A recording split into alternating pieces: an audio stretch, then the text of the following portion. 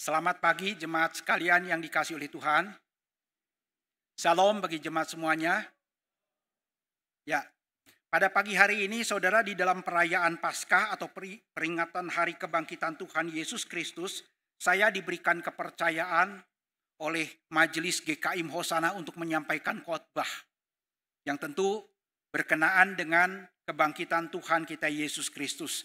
Dan tema yang diberikan adalah Allah yang memberikan kemenangan. Tuhan yang memberikan kemenangan di dalam diri Tuhan Yesus Kristus melalui kebangkitannya.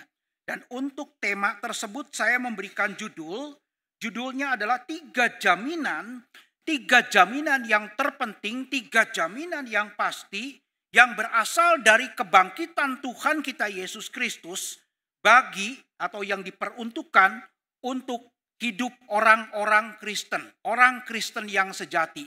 Saudara dan saya jika benar-benar adalah orang Kristen, orang yang percaya kepada Tuhan Yesus Kristus, iman kita adalah iman yang sejati, maka saudara khotbah ini adalah untuk saudara. Ada tiga jaminan yang pasti, tiga jaminan yang terpenting yang berasal dari kebangkitan Tuhan Yesus Kristus yang kita peringati hari ini, yang diperuntukkan bagi seluruh kehidupan Kristen. Untuk itu mari kita bersama-sama akan membaca landasan dari khotbah saya, teks Alkitab atau nats Alkitab yang terdapat di dalam surat yang pertama yang ditulis oleh Rasul Paulus kepada jemaat di Korintus. 1 Korintus pasal yang ke-15. 1 Korintus pasal yang ke-15. Adapun nats Alkitabnya adalah dari ayat pertama sampai dengan ayat yang ke-58. Satu pasal penuh saudara-saudara. Ya tentu saja saudara saya tidak akan membacakan seluruhnya. Karena kalau dibacakan pasti lebih dari 15 menit untuk membacakannya saja. Tentu saya sudah akan kehabisan nafas saudara membacakannya ya. Nanti di rumah saudara membacakan ulang seluruh ayat dari pasal ini ya dengan lengkap.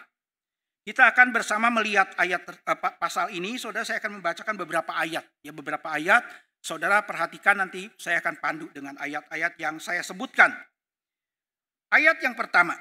1 Korintus 15 ayat yang pertama sampai dengan ayat yang keempat. Rasul Paulus berkata demikian, sekarang saudara-saudara, aku mau mengingatkan kamu kepada Injil yang aku beritakan kepadamu, dan yang kamu terima, dan yang di dalamnya kamu teguh berdiri. Melalui Injil itu kamu diselamatkan. Ya, tidak ada cara lain, saudara. Seperti yang telah kuberitakan kepadamu, asal kamu teguh berpegang padanya, pada Injil itu. Kecuali kalau kamu telah sia-sia saja menjadi percaya. Tidak sungguh-sungguh percaya. Sebab yang sangat penting dari Injil apa itu? Yang sangat penting telah kusampaikan kepadamu. Yaitu apa yang kuterima sendiri.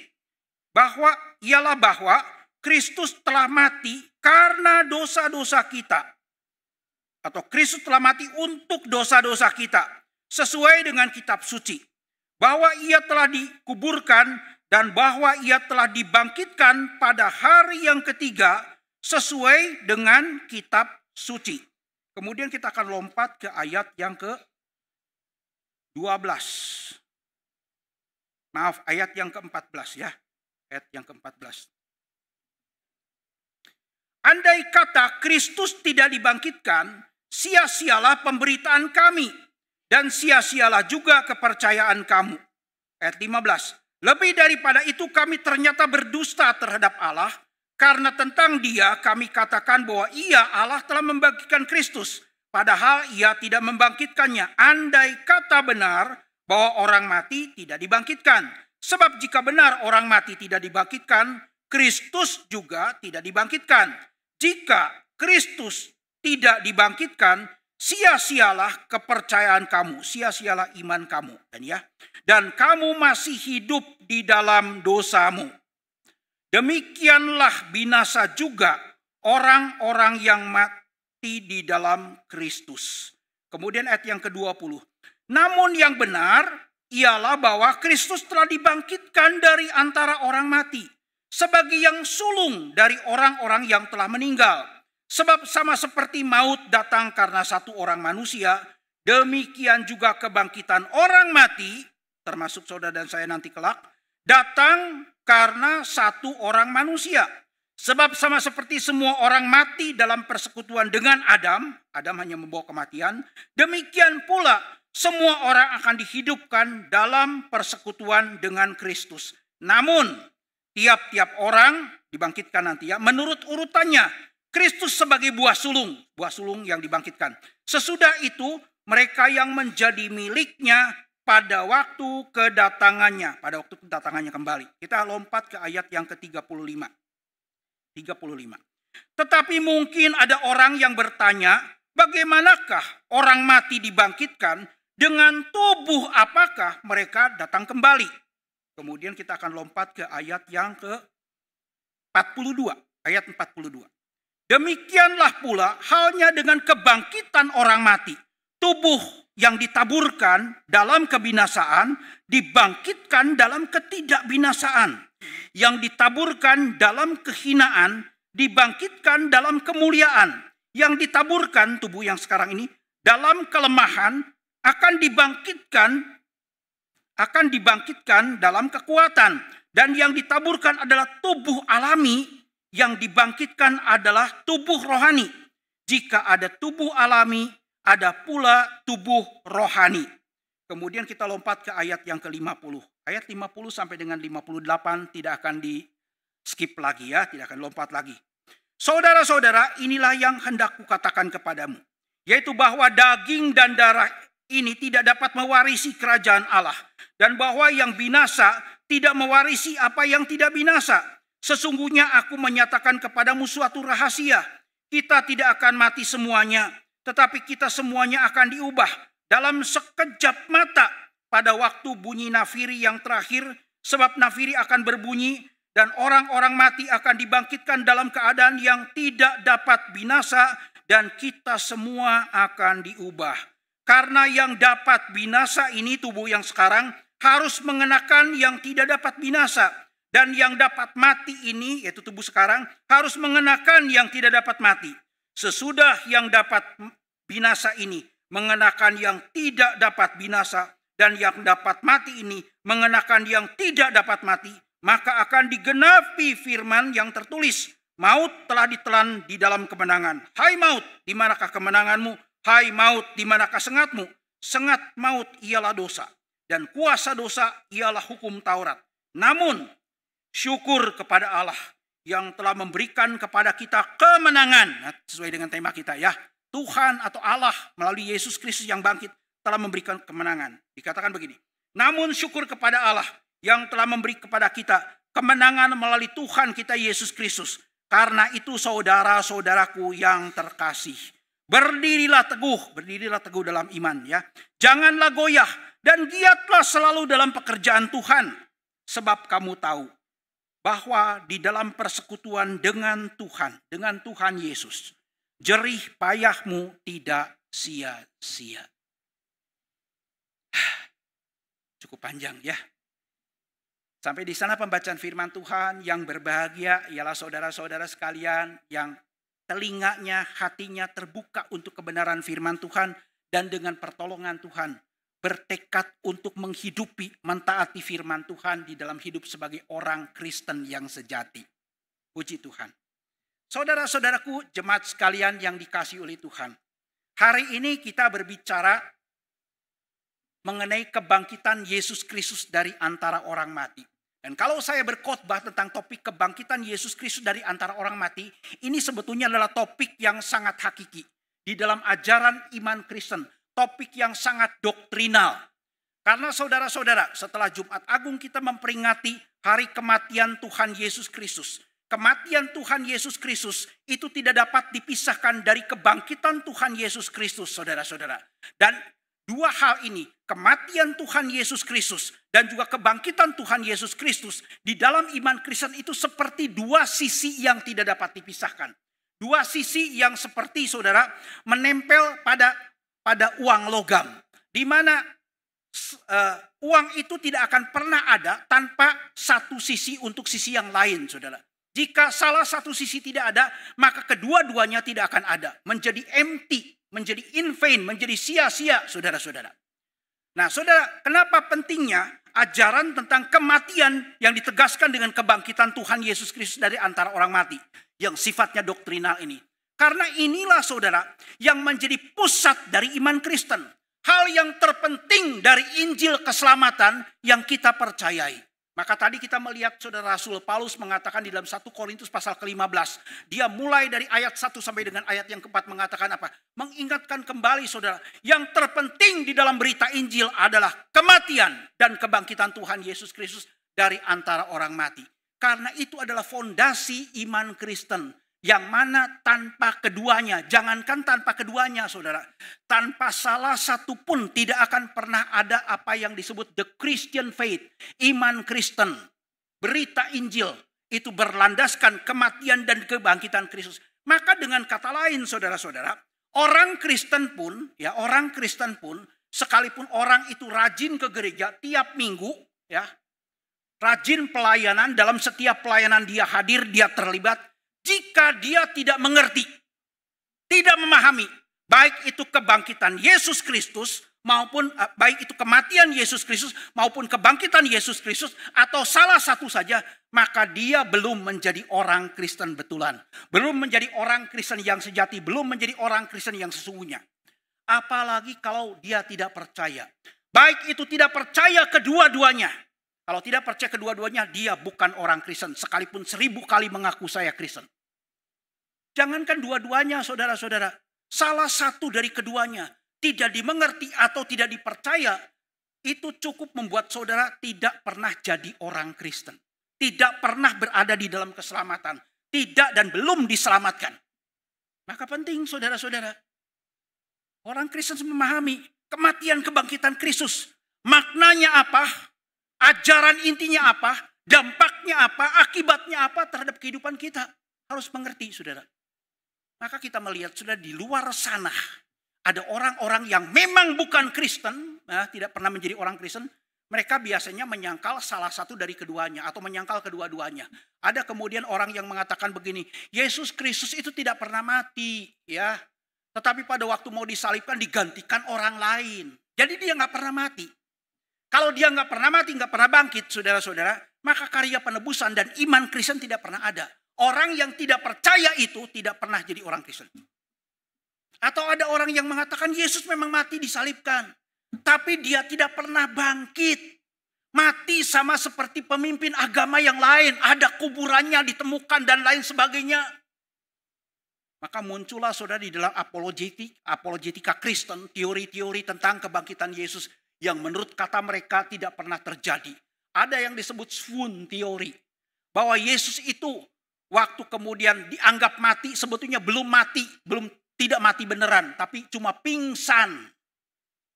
Ada yang kemudian disebut twin teori. Mengatakan bahwa Yesus Kristus pada waktu kemudian dilihat oleh murid-muridnya seakan-akan hidup yang datang mendatangi mereka. Itu bukan Yesus yang mati. Tapi saudara kembarnya. Twin teori. Dan ada juga yang mengatakan Yesus itu sebetulnya tidak pernah bangkit. Tapi mayatnya dicuri oleh murid-muridnya. Dan kemudian berita tentang kebangkitannya yang palsu disebarkan oleh murid-muridnya sampai dengan sekarang. Saudara-saudaraku yang dikasih Tuhan. Kalau kita tidak pernah mengerti dan percaya salah satu keduanya. Maka itu cukup membuat kita tidak pernah menjadi orang Kristen. Dan tidak ada saudara orang-orang Kristen yang kemudian mengaku dirinya sebagai Kristen tanpa percaya kepada Tuhan Yesus itu diselamatkan. Tidak heran saudara-saudara sekarang lagi trending topik, lagi viral di mana-mana di media sosial saudara. Public figure, ya, selebritis tertentu dikatakan lock out, istilahnya baru tahu saya, lock out, login ke agama lain. Lock out dari kekristenan, keluar dari kekristenan, login ke agama lain.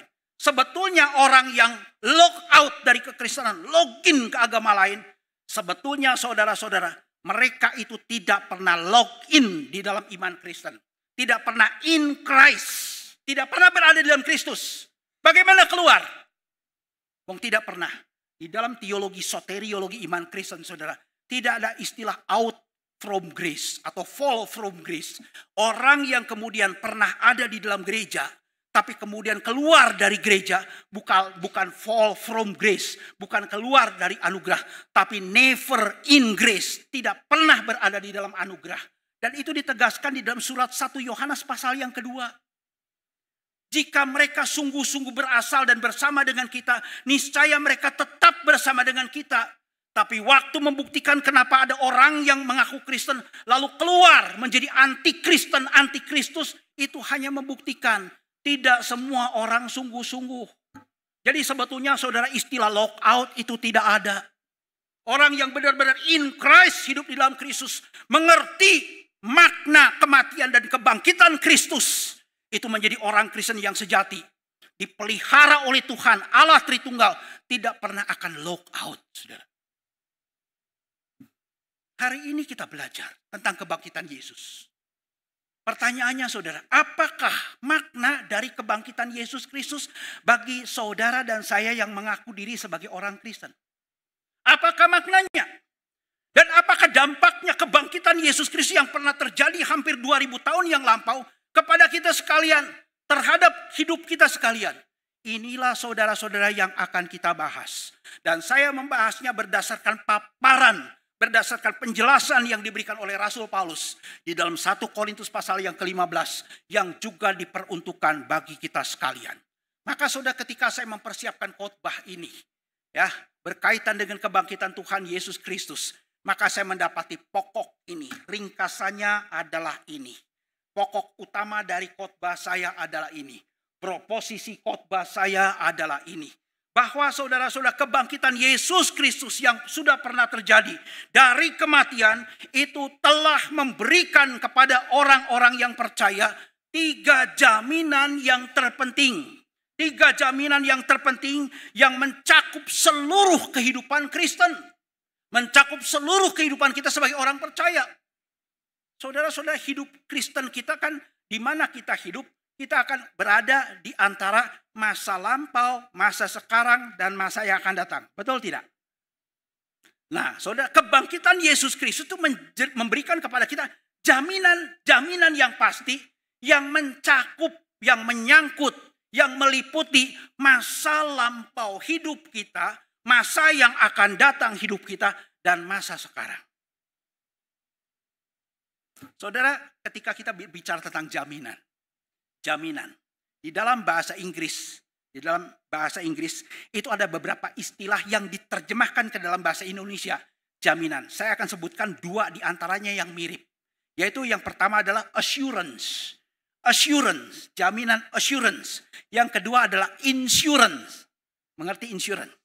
Kalau saudara menjadi marketing, menjadi orang yang memarketkan asuransi, saudara kenal kan? Dalam bahasa Inggrisnya asuransi yang saudara tawarkan, asuransi kesehatan, asuransi mobil. Dalam bahasa Inggrisnya apa saudara?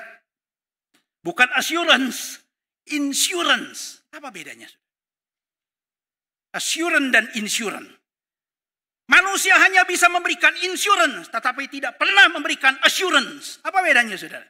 Kalau insurance adalah janji tentang jaminan, cover, perlindungan terhadap sesuatu yang belum tentu terjadi. Belum tentu terjadi. Dan cover atau jaminan penanggungannya juga belum tentu pasti. Saudara, peristiwa yang dijaminnya belum pasti, juga kemudian penjaminannya belum pasti. Contoh, saudara. Ya, misalnya health insurance. Apa itu? Asuransi kesehatan. Asuransi kesehatan saudara bayar dulu tuh preminya. Saudara dijamin pasti sakit? Belum tentu kan? Belum tentu sakit, tapi saudara sudah bayar asuransinya. Ya, seperti itu. Belum tentu sakit. Tetapi kemudian kalau saudara sakit, apakah pasti di cover seluruhnya? Ada bagian-bagian tertentu ini tidak di cover, ini tidak dilindungi dan seterusnya. Belum tentu semuanya. Insurance, maka itu saudara sebutnya insurance. Tapi kalau assurance, itu adalah jaminan yang pasti. Berasal dari Allah. Sesuatu yang sudah terjadi. Yang pasti akan terjadi. Yang pernah terjadi. Yang akan terjadi. Dan kemudian dijamin oleh Tuhan. Pasti diberikan. Satu kepastian. Itu bedanya saudara-saudara. Dan menariknya pada waktu saya mencoba. Jadi saudara, kebangkitan Yesus Kristus itu memberikan kepada kita orang-orang percaya 3 macam jaminan, bukan dalam pengertian insurance, tapi semuanya dalam pengertian assurance. Jaminan yang terpenting yang mencakup seluruh kehidupan kita sebagai orang Kristen. Dan menarik saudara, pada waktu kemudian saya membahas tentang assurance, sekarang bukan lagi insurance, assurance, kita fokus kepada assurance. Assurance itu di dalam bahasa Inggris saudara-saudara, itu adalah an uncountable noun. Satu kata benda yang tidak dapat dihitung, betul nggak? Sama seperti water, air. Nah, air bisa ditulis dalam bentuk tunggal, tapi kalau dalam bentuk jamaknya apakah waters? Enggak, saudara. Many water, begitu kan? Seperti itu juga assurance. Bentuk uncountable noun. Tetapi dikatakan, saudara, pada waktu saya konsultasikan masalah ini ke ChatGPT kemudian saudara-saudara memberikan penjelasan. Di dalam arti yang spesifik tertentu, arti yang konkret, kalau jaminan itu, maka memakai kata assurance boleh ditulis dalam bentuk jamak, assurances. Maka saudara-saudara saya mengatakan, pada waktu saya tahu itu, waduh ini luar biasa. Ternyata saudara, kebangkitan Yesus Kristus memberikan jaminan yang begitu spesifik. 3 area kehidupan kita, masa lampau, masa sekarang, masa yang akan datang. Masa lampau, masa yang akan datang, dan masa sekarang. Ada 3 bagian spesifik. Maka saya mengatakan, there are 3 assurances from the resurrection of Christ for Christian life. Bukan assurance, tapi assurances. Setiap bagiannya spesifik, pasti. Jelas ya? Kalau begitu pertanyaannya, asuransi, assurance apa saja, jaminan apa saja yang begitu pasti, yang melalui kebangkitan Tuhan Yesus Kristus diberikan kepada orang-orang Kristen yang menyangkut, yang mencakup, yang meliputi seluruh kehidupannya. Ada 3 macam jaminan. Saya jelaskan saudara, maka khotbah saya ada terbagi menjadi 3 pokok utama. Yang pertama adalah jaminan untuk hidup masa lampau kita. Hidup masa lalu kita. The assurance for our past life. The assurance for our past life. Hidup kita yang masa lampau sebelum kita berada di dalam Kristus. Saudara, hidup kita sebelum berada di dalam Kristus, ketika kita belum mengenal Kristus, sekarang sudah menjadi masa lampau. Tapi itu tidak selesai, saudara. Jika kita tidak percaya kepada Yesus, jika Yesus Kristus tidak pernah dibangkitkan. Dan Yesus menyelesaikan masa lampau kita dengan tuntas, dengan pasti. Yaitu apa saudara-saudara? Kebangkitan Yesus Kristus telah memastikan, telah memberikan satu jaminan kepastian, saudara. Kelepasan dari realitas dosa, dari kuasa dosa, dan juga dari hukuman atas dosa kita. Saudara, itu jaminan. Sekarang maka istilah dan masalah dosa bagi saudara dan saya. Kalau saudara dan saya percaya kepada Tuhan Yesus, karena kebangkitan Kristus, maka masalah dosa sudah menjadi masa lampau. Masa lampau bagi kita. Di mana saudara-saudara ini dikatakan oleh Rasul Paulus di dalam 1 Korintus pasal ke-15 ayat 12 sampai dengan ayat yang ke-18. Di sana Rasul Paulus mengatakan apa saudara-saudara? Jika Yesus Kristus tidak dibangkitkan, jika Kristus tidak pernah dibangkitkan, sia-sia kepercayaan kamu, sia-sia iman kamu, dan kamu masih hidup di dalam dosa. Still living in sin. Masih hidup di dalam dosa. Hidup di dalam dosa bagi kita sudah menjadi masa lampau. Hidup di dalam dosa adalah satu kehidupan yang begitu mengerikan. Kehidupan yang akan membawa kepada kebinasaan yang kekal, saudara. Maka ketika kita bicara hal ini, maka pertanyaannya, apa sih yang menjadi problem masa lampau kita sebelum kita percaya kepada Yesus? Apa yang menjadi problem terbesar bagi saudara sebelum percaya kepada Tuhan Yesus? Problem terbesar kita, saya melihatnya saudara, adalah tentang the reality and the penalty of sin. Realitas hadirnya dosa di dalam kehidupan kita, dan kita sebagai orang yang berdosa dikuasai oleh dosa, living in the power of sin, saudara, menjadi budak dosa, dan kemudian kita terancam hukuman atas dosa, hukuman yang kekal dari Allah. Dan saudara-saudara, ini diselesaikan dengan pasti melalui kematian dan kebangkitan Yesus Kristus. Saudara-saudara tidak percaya kepada realitas dosa? Bagi saudara, yang sudah percaya kepada Yesus, realitas dosa, hukuman atas dosa, the reality and the penalty of sin yang menjadi problem, itu sudah menjadi masa lampau. Karena Yesus sudah bangkit. Tapi bagi orang yang belum percaya, masih menjadi masalah setiap hari sampai dengan hari ini. Apakah saudara percaya dunia ini dihadiri oleh dosa, realitas dosa menjadi sesuatu yang nyata dalam kehidupan ini? Saudara hidup di Indonesia, harusnya saudara melihat betul. Orang yang tidak percaya kepada Yesus, dosa tidak pernah menjadi masa lampau. Selalu menjadi masa sekarang. Yang akan menggiring mereka ke masa depan. Ke dalam kebinasaan yang kekal. Baru-baru ini kan kita lihat. Kita dengar di media cetak, media elektronika, media massa, media sosial. Ada satu peristiwa yang cukup viral. Menggemparkan di kota Bandung. Kalau sudah ikut berita. Ya, ada dokter yang sedang mengikuti PPDS. Apa itu PPDS? Program pendidikan dokter spesialis di salah satu rumah sakit yang terkenal di kota Bandung. Ya, dokter PPDS yang sedang mengambil spesialisasi anestesi, ahli pembiusan sebelum seorang dioperasi.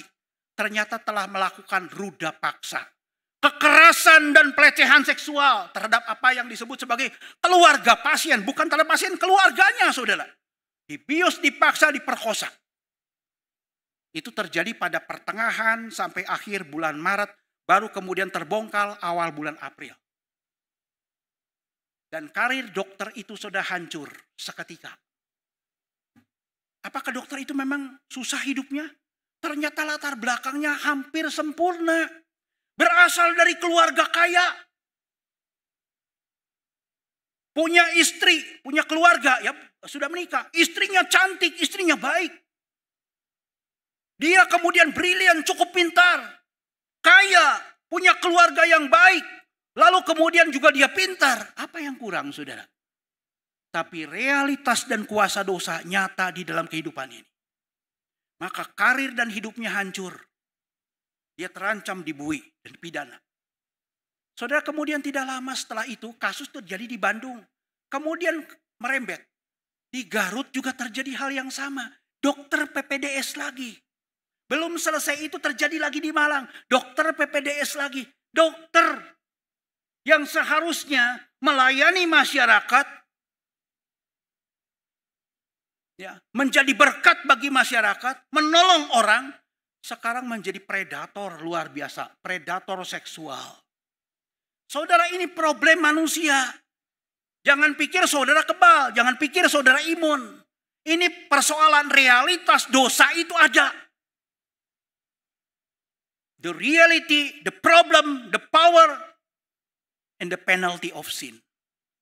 Dan saudara-saudara, bagi kita yang percaya kepada Yesus, kita tidak pernah dapat menyelesaikan masalah dosa dengan kekuatan kita sendiri. Jangan coba-coba. Untuk itu kita melihat sudah, untuk menyelesaikan masalah the reality and the penalty of sin, Yesus Kristus telah melakukan karya penebusan. Dia mati untuk kita dan kematiannya berhasil menyelesaikan the reality and the penalty of sin. Realitas dan hukuman atas dosa berhasil. Kalau begitu pertanyaannya saudara, berhasilnya kita tahu dari mana? Kebangkitan Yesus Kristus dari antara orang mati, saudara. Menegaskan, meneguhkan, mengkonfirmasi, mengesahkan, memvalidasi kematiannya, saudara. Yang terjadi yang kita peringati pada Jumat Agung yang lalu, saudara. Sudah berhasil bagi orang yang percaya menyelesaikan masalah dosa. Sehingga, saudara, masalah dosa bagi orang yang percaya kepada Yesus sudah menjadi our past life. Kalau kita bicara tentang dosa, ya, saya mau bertanya kepada saudara. Kapan sih kita menjadi orang berdosa? Kapan menurut saudara menjadi orang berdosa? Kapan? Banyak orang berpikiran, termasuk orang yang sudah lama Kristen. Oh Pak, jadi orang berdosa itu pada waktu saya berbuat dosa. Ketika saya berbuat dosa, dosa itu hadir dalam bentuk perbuatan. Barulah saya di situ berbuat dosa. Waktu dari lahir mah enggak, tabula rasa. Saudara, itu bukan ajaran Kristen. Ada yang lebih baik mengatakan, Pak, saya itu berbuat dosa, menjadi orang berdosa sejak dari dalam kandungan ibu saya. Ya, itu lebih baik, saudara, dari kandungan ibu saya. Tetapi apakah cukup, apakah lengkap, apakah benar? Tidak, saudara-saudara, pertanyaannya, kapan saudara dan saya sebelum kita berada di dalam Kristus menjadi orang berdosa? Kapan semua orang yang berada di luar Kristus menjadi orang berdosa? Roma pasal yang kelima ayat 12 sampai dengan ayat yang ke-21. Surat Paulus kepada jemaat di Roma pasal kelima menjelaskan kapan saudara dan saya, kapan seluruh umat manusia menjadi orang berdosa dan jatuh di dalam dosa. Kapan?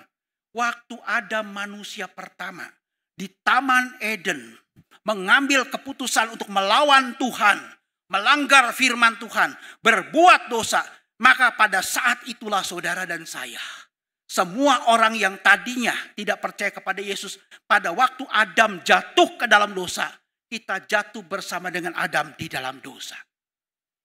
Mungkin saudara-saudara berkatakan, Pak, pada waktu Adam jatuh, secara aktual kami itu belum ada. Betul saudara-saudara.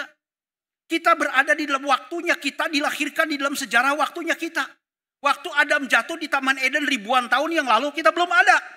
Tetapi saudara, secara status kita sudah diwakili oleh Adam.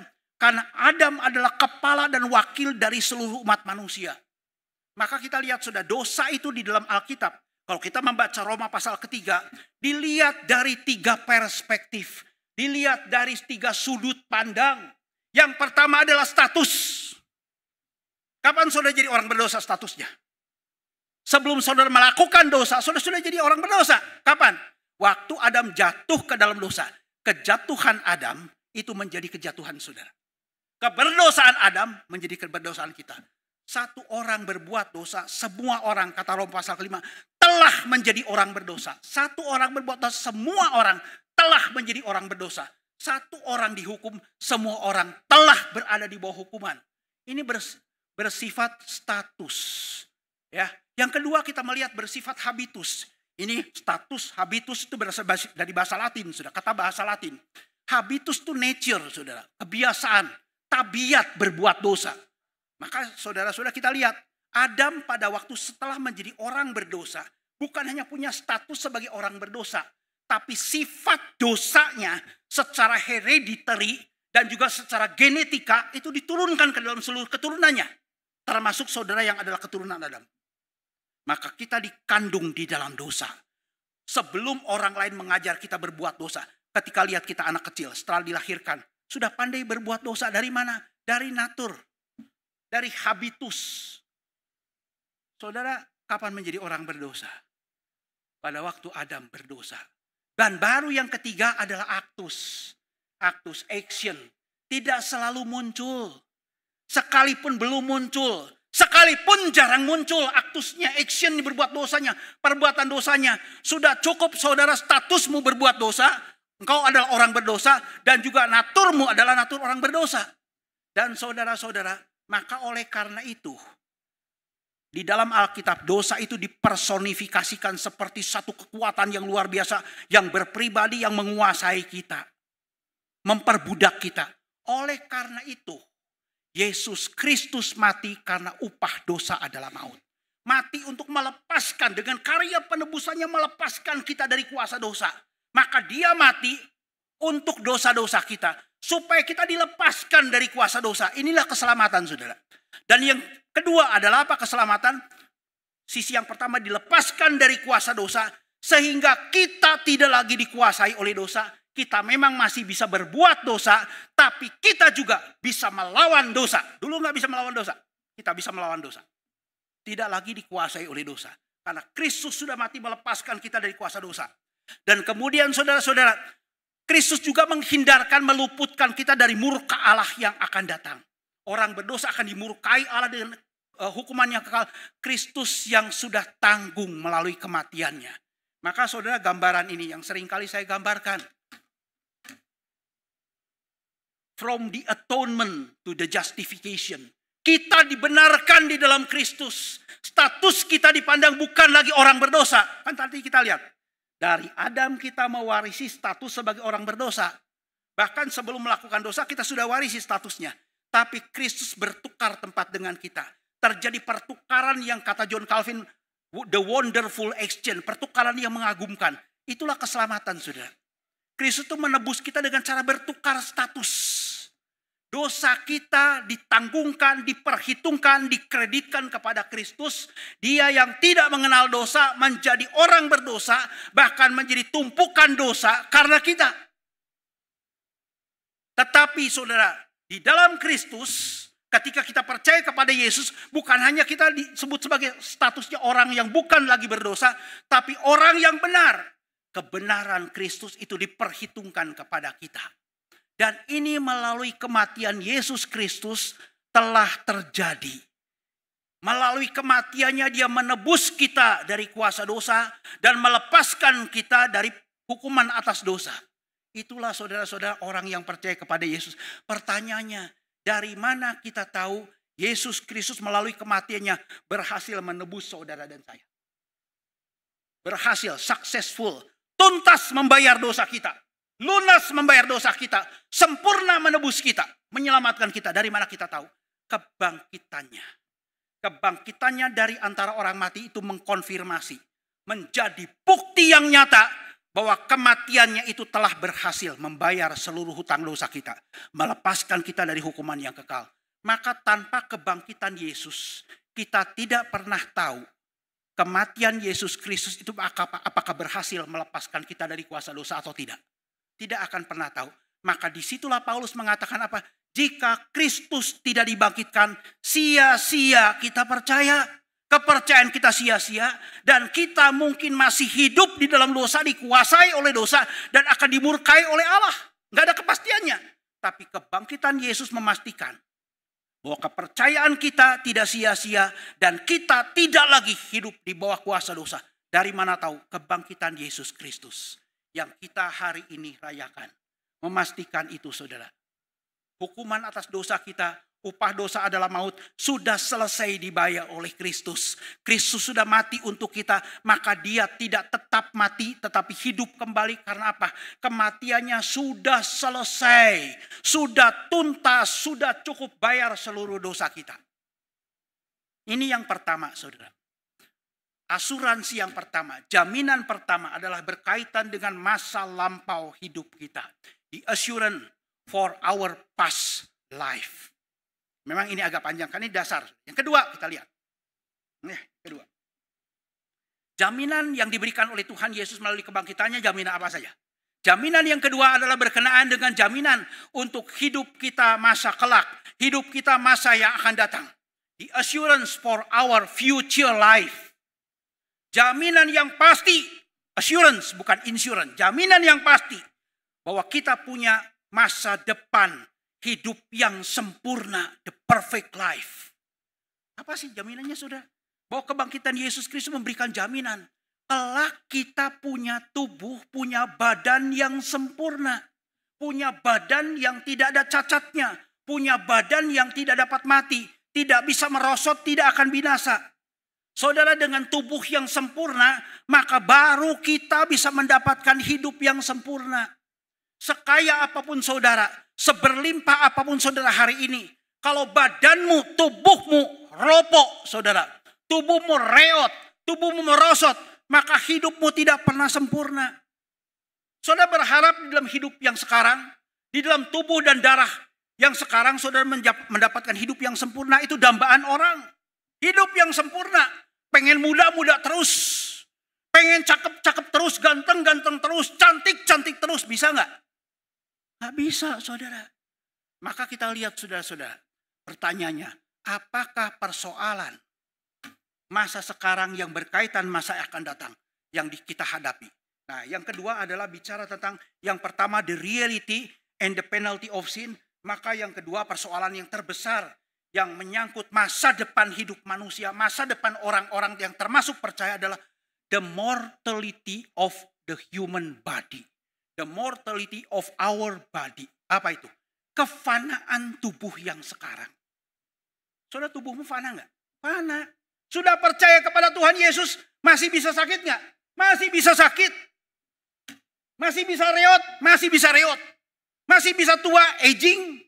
Bisa. Apakah dunia kedokteran yang semakin hari semakin semakin modern bisa melawan meniadakan aging, proses penuaan? Tidak bisa. paling banter, hanya memperlambat, tidak bisa meniadakan penuaan. Kemerosotan, sakit penyakit, bahkan kematian tidak bisa ditolak, saudara. Termasuk orang-orang percaya. Itu adalah persoalan terbesar yang menyangkut hidup kita yang akan datang. Dan saudara-saudaraku yang dikasih Tuhan, kita lihat kan manusia bergumul dengan ini. Bergumul. Termasuk hamba Tuhan, termasuk saya, saudara. Ya kan? Zaman dulu ketika saya berusia 30 tahun ke bawah, kemana-mana kalau pelayanan di Jawa Barat saya nyetir sendiri. Sekarang udah nggak kuat, saudara. Zaman dulu, ya, saya kalau khotbah diundang ke Jakarta, saya maka nggak berani lagi khotbah diundang ke Jakarta. Selalu saudara paket borongan. Sehari paket bisa khotbah 4-5 kali. Kalau sekarang saudara, maka di GKM Hosana, saya berkata saya hanya sanggup 2 kali. Pernah dicoba 3 kali, 2 kali terjadi. Seninnya saya masuk IGD. Kemudian dia maksa, Pak 3 kali, kalau bisa 4 kali. Ya kalau 4 kali mah saya bukan masuk IGD, masuk Pandu lagi saudara. Kuburan Pandu. Gak mampu lagi. Tidak mampu. Sekalipun betul-betul saya bersandar kepada Tuhan. Seringkali kan orang berkata nanti Tuhan kuatkan, nanti Tuhan kuatkan. Saya harus realistis, hidup saya merosot, lama-lama merosot. Dan demikian pula ibu-ibu. Kalau kita lihat problem perempuan sekarang apa? Problem perempuan takut tua wajahnya. Usia udah 60, udah 70, gak mau kelihatan tua, pengen usia seperti 30. Gak mau mengalami aging. Sehingga kemudian berbagai macam cara kalau punya banyak duit dilakukan. Ya sekarang ada metode untuk menahan penuaan. Membuat jadi kulit itu seperti muda lagi. Dengan apa? Thread lift. Apa itu thread lift? Tarik benang. istilah awamnya tarik benang. Wah suruh tarik benang. Prat begitu. Ya, wajahnya yang udah kendor, udah melorot, merosot, begitu, ya, ditarik, set, pakai benang. Mahal, saudara. Sekarang ya, kalau kita lihat di media sosial, tarik benang. Saya ingat istilah tarik benang dulu, kalau saudara yang suka otomotif, itu biasanya dikenakan kepada mobil, betul nggak? Kendaraan, tarik benang, spuring. Ya, saudara kalau kendaraan itu sudah bannya, rodanya sudah tidak selaras, goyang, maka akan ada proses yang disebut spurring and balancing. Di spurring diselaraskan roda-rodanya, ya, derajatnya diselaraskan dengan porosnya diselaraskan, ya. Kemudian di balancing, dibuat menjadi balance, menjadi seimbang. Sekarang ada mesin, ya, pakai komputer, spurring and balancing, ada mesinnya, sampai kemudian dihitung sampai derajatnya kemiringannya. Tapi zaman dulu sebelum mesin spurring dan balancing ditemukan, istilahnya apa saudara? Kalau mobil mau diselaraskan, sudah goyang. Tarik benang. Spurring. Di balancing. Tapi sekarang istilah tarik benang sekarang digunakan oleh perempuan untuk wajah. Jadi wajah juga di spurring ternyata saudara. Tarik. Biayanya kalau spurring mobil paling 300.000. Tapi spurring wajah saudara tarik benang. Ternyata saya lihat kemarin di Google paling murah 3 juta, 10 kali lipat. Dan kalau yang pengen bagus 30 juta satu paket. Dan hanya bertahan 1-3 tahun. 1-3 tahun kendor lagi, merosot lagi, dispuring lagi saudara. Ya, mungkin di sini ada dokter estetika. Ya, lumayan 30 juta ya. Setengah paket 15 juta. Tapi orang kan gak mau, saudara setengahnya. Pipinya dispuring setengah, begitu kan gak mau, saudara kan jelek kan. Dua-duanya, harus satu paket. Ini sebuah realita, saudara, problem bagi kita. Kita bergumul kan, bergumul. Hamba Tuhan bisa sakit, saudara. Saya merasakan semakin hari semakin merosot dengan istri saya, saudara. Banyak sakit penyakit macam-macam. Sekalipun menjaga pola hidup sehat, tetap the mortality of the body itu adalah problem. Maka di dalam 2 Korintus pasal ke-5, Rasul Paulus sendiri pun saudara. Rasul yang begitu dipakai oleh Tuhan. Yang sangat rohani, imannya begitu kuat. Bergumul dengan tubuhnya. Di dalam 2 Korintus pasal ke-5. Dia berkata apa? Tubuh yang sekarang itu seperti kemah yang sebentar lagi akan dibongkar. bukan tempat tinggal yang untuk selamanya bagi jiwa kita. Tubuh yang seperti kemah yang sebentar lagi akan dibongkar. Selama kita hidup di dalam kemah tubuh ini, dikatakan Paulus, kita mengeluh oleh beratnya tekanan, mengeluh oleh kemerosotan, mengeluh oleh berbagai macam kesusahan dan penderitaan. Saudara, the mortality of the body itu membuat orang menderita zaman sekarang, termasuk orang percaya. Tetapi puji Tuhan saudara-saudara, kebangkitan Yesus Kristus dari antara orang mati memberikan kepada kita satu jaminan yang berasal dari contoh tubuh kebangkitannya sendiri. Bahwa kelak kita akan menerima tubuh yang sempurna. Tubuh kebangkitan, tubuh yang tidak dapat binasa lagi, tubuh yang mulia bukan tubuh yang hina. Tubuh yang tidak dapat mati. Yang nanti kita akan kenakan, kita akan terima pada waktu kedatangan Tuhan Yesus yang kedua kali. Saudara-saudaraku yang dikasihi Tuhan, menarik sekali. Paulus berkata apa? Tubuh yang sekarang itu tubuh alamiah. Yang memakai kata bahasa Yunani, soma. Soma itu body, ya tubuh. Soma psukikos, natural body. Dalam keberdosaan, natural tubuh kita itu akan merosot, aging. Akan merosot. Tapi tubuh kebangkitan, tubuh yang akan kita terima. Di mana Yesus menjadi buah sulung yang pertama, contoh yang pertama dari tubuh kebangkitan yang sempurna, saudara. Tidak bisa mati lagi. Disebut sebagai soma pneumatikos, the spiritual body. Saudara, ini susah dipikirkan. Susah untuk kita pahami. Kenapa? Biasanya kita mempertentangkan yang jasmani, tubuh yang sekarang, dengan yang rohani, yang ada di dalam diri kita, ya, menyangkut yang jasmani dan rohani, itu seringkali kontradiktif kan. Yang jasmani bisa dilihat, bisa diraba, kasat mata, tapi fana, merosot, bisa mati, bisa rusak.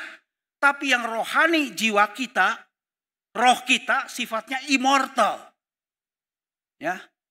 Dua hal ini sepertinya tidak harmonis, saudara-saudara. Yang satu itu tidak kelihatan, tapi tidak dapat mati. Tapi yang kelihatan bisa mati. Tetapi nanti saudara dikatakan tubuh kita yang kasat mata bisa dipegang, bisa diraba seperti tubuh kebangkitan Yesus Kristus. Tapi sifatnya rohani, sama seperti roh kita. Tidak bisa mati lagi. Tidak bergantung kepada makanan, tidak bergantung kepada minuman. Tapi bisa makan, bisa minum seperti Tuhan Yesus. Untuk membuktikan dirinya betul manusia sejati, bukan hantu yang tidak ada daging dan tulang. Dia minta ketika setelah kebangkitannya bertemu dengan murid-muridnya. Itu gambarnya ya. Adakah padamu makanan? Ikan ada, dikasih makan ikan goreng, dimakannya saudara-saudara.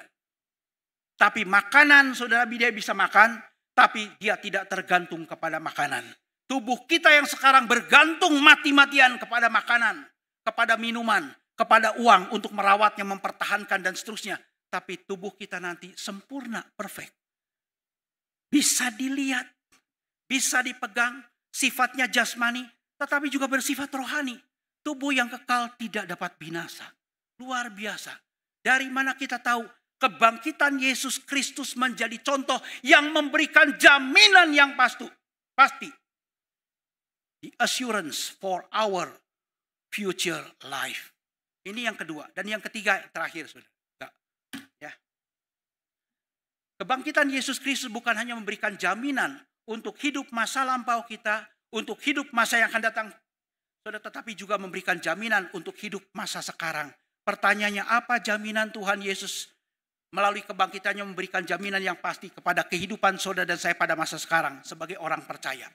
Maka saudara, jaminan untuk the present life, ya, the assurance for the present life, maka jaminan Yesus Kristus dengan bangkit itu memberikan jaminan apa? Hidup kita itu punya arti. Keberartian hidup kita dijamin oleh Tuhan Yesus. Hidup dan pelayanan kita sebagai orang Kristen tidak akan pernah in vain, sia-sia, empty, tidak ada artinya. Tidak pernah, selalu berarti. Di mana Paulus mengatakan itu? Ayat 57 dan ayat 58. Rasul Paulus berkata apa? Karena Yesus Kristus bangkit. Kebangkitannya itu memberikan kemenangan kepada kita. Tuhan Yesus yang bangkit memberikan kemenangan kepada kita. Maka saudara, di dalam persekutuan dengan Tuhan, jerih lelah kita, segala yang kita hidupi, kita jalani, tidak pernah menjadi sia-sia. Sudah problem kita masa sekarang sebagai orang Kristen apa? Problem kita, problem yang ketiga adalah the valuability of Christian life. The valuability of Christian faith. The valuability of Christian ministry. Seringkali kita bertanya, apakah iman Kristen punya arti, punya makna, ataukah kosong, sia-sia? Apakah hidup Kristen punya arti, punya makna, atau kosong, sia-sia? Apakah pelayanan Kristen punya arti, punya makna, ataukah sia-sia? Kan kita tidak mau melakukan sesuatu yang sia-sia, saudara. Selalu pertanyaan itu. Mengapa demikian sudah muncul perasaan sia-sia seperti itu? Ya, biasanya karena apa, saudara? Di dalam realita kehidupan, ketika kita percaya kepada Tuhan Yesus, ketika kita hidup sungguh-sungguh menjadi orang Kristen, bahkan melayani Tuhan sungguh-sungguh, kita melihat dunia bukan semakin hari semakin baik. Betul tidak? Bukan melihat manusia semakin hari semakin baik, semakin jahat, semakin rusak. Lalu kita bertanya, apakah iman Kristen sia-sia? Hidup Kristen sia-sia? Pelayanan Kristen sia-sia, tidak ada artinya? Dan mungkin ada di antara saudara. Ada di antara saudara. Saya pernah melihat ada jemaat yang karena percaya kepada Tuhan Yesus Kristus, dibuang oleh keluarganya. Tapi setelah jadi Kristen, hidupnya tetap susah. Apakah iman Kristen sia-sia kalau sudah merasakan itu? Apakah kepercayaan sebagai orang Kristen sia-sia? Hidup Kristen sia-sia? Pelayanan Kristen sia-sia? Tidak pernah sia-sia, Paulus berkata. Kenapa? Jaminannya kebangkitan Kristus. Kebangkitan Kristus memberi arti. The valuability of our life, of Christian life. Saudara, apa yang kita lakukan? Baik itu percaya kepada Tuhan Yesus, beriman kepada Yesus Kristus, melayani Tuhan, sungguh-sungguh di dalam Tuhan. Seringkali kita merasa sia-sia karena kita seringkali juga, saudara, tidak Tuhan berikan kesempatan untuk melihat hasilnya. Ada hasil yang kita tidak pernah bisa lihat. Saya seringkali sudah seperti itu. Sehingga dalam kehidupan saya sebagai hamba Tuhan juga pernah dan seringkali merasa, aduh, saya hidup melayani Tuhan sampai sudah habis-habisan 30 tahun. Dari mulai masa kuat, masa muda, sampai masa lemah sekarang. Sudah melayani begitu rupa, khotbah nggak tahu berapa ribu kali, saudara. Saya seringkali tidak melihat hasilnya. Apakah tidak melihat hasilnya berarti tidak berhasil? Tidak ada artinya, in vain? Saudara, di dalam Tuhan tidak pernah ada yang sia-sia. Saya ceritakan, saudara, satu cerita yang kemarin saya baca. Ya, satu kali ada seorang koboi muda di Amerika, koboi muda. Seorang yang tidak percaya kepada Tuhan. Jangankan kepada Tuhan Yesus, Tuhan juga nggak percaya, saudara. Dia seorang ateis. Pekerjaannya sebagai koboi. Koboi itu bukan tukang jago tembak, bukan, saudara, itu film-film ya. Koboi. Seorang yang bekerja keras merawat ternak. Dari hasil bekerja di peternakan, dia punya banyak cukup uang. Lalu karena dia muda sebagai orang yang masih muda, tapi tidak percaya kepada Tuhan, dia ingin habiskan uangnya dengan berfoya-foya. Dia pergi ke kota San Francisco di Amerika. Ya, dia habiskan berfoya-foya, mabuk-mabukan di bar, mabuk-mabukan di tempat dugem, macam-macam. Sampai kemudian pulang ke hotel tempat dia menginap, hampir malam menjelang pagi, menjelang subuh. Waktu kemudian dia dalam keadaan terhuyung-huyung pulang ke hotel, ingin membaringkan diri tidur, dia melihat di tempat tidurnya, sebelahnya itu ada sebuah meja kecil. Sebuah meja kecil. Di meja kecil itu dia melihat ada sebuah buku kecil. Sebuah kitab kecil. Dia pikir dia iseng-iseng. Sambil terhuyung-huyung dia ingin lihat, baca. Ternyata isinya apa, saudara? Ternyata itu adalah satu kitab penuh Injil Markus. Yang mungkin ditempatkan biasanya orang yang menempatkan Alkitab di mana-mana itu lembaga The Gideons ya, menempatkan Alkitab. Mungkin ya, mungkin. Akhirnya dia melihat ini Injil Markus, dia lempar, sudah dia merasa jijik. Merasa jijik dengan Alkitab, merasa jijik dengan firman Tuhan, dia lempar ke sudut ruangan. Dia tidur. Besoknya saudara, ketika dia pulang menjelang subuh lagi, dia membaringkan diri tidur, ternyata Injil Markus sudah ada lagi di tempat semula. Sebelum dia lempar. Di meja itu. Ajaib. Misteri. Siapa? Kuasa kegelapan, ya, roh jahat, bukan saudara. Ya tentu petugas kebersihan hotel yang merapikan tempat lagi gitu kan. Mau dia lempar lagi saudara. Tapi dia biarkanlah. Sampai hari ketiga dia melihat masih ada tempatnya. Akhirnya terdorong hatinya untuk baca. Daripada nggak ada kerjaan, nggak ada buku lain, nggak ada kitab lain. Ya biasanya orang Amerika suka baca kan. Ambil dah, dibaca. Dibaca kemudian sudah Injil Markus. Injil Markus adalah Injil yang menceritakan kisah tentang hidup dan pelayanan Yesus. Tapi tanpa mencatat tentang kelahiran Yesus. Betul ya? Dimulai pelayanan dari baptisan di Sungai Yordan. Sampai dengan dia terangkat ke surga. Lalu dia baca bagaimana Tuhan Yesus diantaranya menyembuhkan orang yang lumpuh, mengampuni dosanya. Lalu kemudian ketemu dengan anak-anak, dirangkul anak-anak. Luar biasa kasihnya kepada manusia pada waktu itu. Tidak pandang bulu orang-orang yang lemah, dia rangkul, dia peluk. Kasihnya luar biasa, yang sakit disembuhkan macam-macam. Tapi kemudian di bagian akhir dia melihat Yesus yang penuh kasih ini diperlakukan, diadili dengan cara tidak adil. Lalu akhirnya dibunuh dengan cara disalib. Lalu kemudian bangkit dari kematian. Dia melihat semua itu harus terjadi untuk apa? Untuk menebus manusia yang berdosa dari kuasa dosa supaya memberikan kepada mereka hidup yang kekal. Saudara, dia tahu dia adalah orang yang berdosa. Yesus mati bukan hanya untuk orang lain, untuk dia. Roh Kudus bicara di dalam hatinya.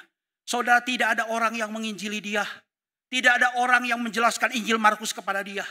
Tapi firman Tuhan yang dia baca sendiri, itu berbicara kuat. Tidak kembali dengan sia-sia, saudara.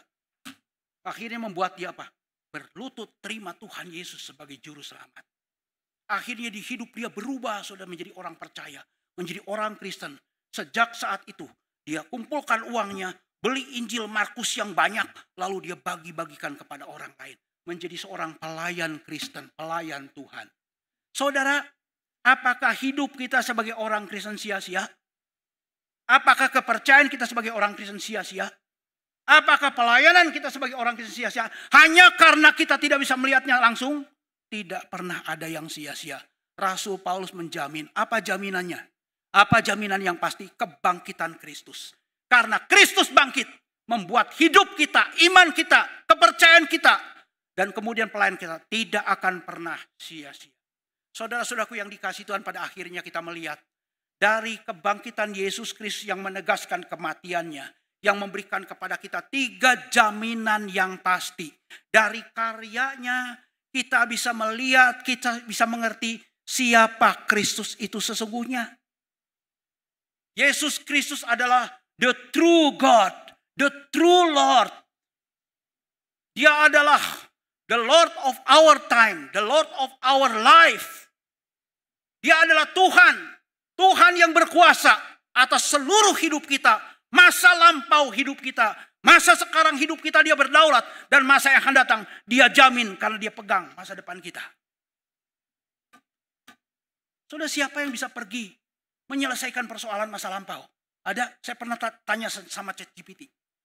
Apakah orang mungkin bisa kembali kepada masa lampau? Mengubah kesalahannya dan mengubah sejarah. ChatGPT mengatakan tidak ada satu ilmu, tidak ada satu rumus membuat orang kembali kepada masa lampau. Apa yang tidak mungkin dilakukan oleh manusia telah dilakukan oleh Kristus.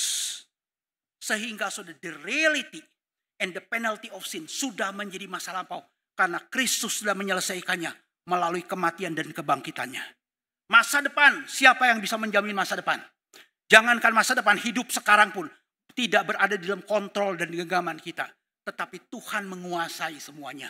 Tuhan Yesus adalah Tuhan, adalah Allah atas waktu, atas hidup, segala yang hidup. Kalau orang yang percaya, saudara, kita memandang Yesus adalah the Lord of our time. And He is also the Lord of our life. Dia adalah Tuhan atas hidup kita. Dia adalah Tuhan atas waktu kita. Saudaraku yang dikasihi Tuhan, maka ada tadi lagu ya. Karena dia hidup, Dalam bahasa Inggrisnya itu bagus sekali, saudara. Bahasa Inggrisnya lebih impresif, lebih detail. Ya. Karena dia hidup, because he lives, I can face tomorrow. Saya berani memandang masa depan, ada masa depan bagi saya. Because he lives, all fear is gone. Sirna semua ketakutan kita masa sekarang. Because he lives, karena Yesus itu melalui kebangkitannya hidup, maka saya tahu. Because he lives, I know, he holds our future. And life is worth the living just because he lives. Hidup kita yang sekarang patut layak kita jalani, tidak pernah in vain, sia-sia. Biarlah Tuhan akan memberkati saudara, kita bersama-sama berdoa. Terima kasih Tuhan untuk firman Tuhan yang Engkau berikan kepada kami. Melalui kebangkitan Yesus Kristus dari antara orang mati, Engkau memberikan kepada kami 3 macam jaminan yang terpenting bagi kehidupan kami sebagai orang percaya. Terima kasih untuk semuanya. Berkati firman Tuhan yang sudah disampaikan. Berkati jemaat Tuhan. Terpujilah nama-Mu, dengar doa kami. Di dalam nama Tuhan Yesus Juru Selamat kami yang hidup, kami sudah berdoa. Amin. Tuhan memberkati.